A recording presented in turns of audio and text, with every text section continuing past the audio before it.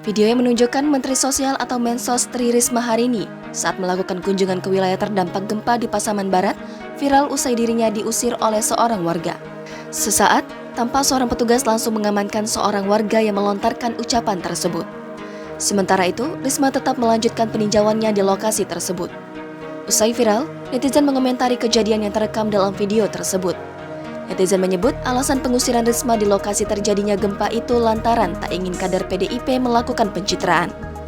Sementara itu, netizen lain pun memberikan dukungannya pada mantan wali kota Surabaya tersebut. Mereka menganggap Risma tak sepatutnya mendapatkan perlakuan seperti itu. Diketahui sebelumnya, Risma mengunjungi Pasaman Barat pada Sabtu 26 Februari 2022 lalu. Kunjungannya dilakukan untuk meninjau langsung lokasi yang terdampak gempa dan memantau proses penyaluran bantuan logistik.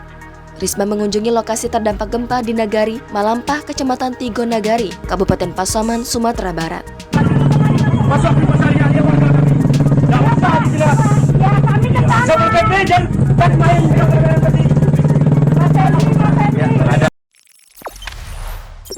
Jangan lupa subscribe, share, komen, dan like ya.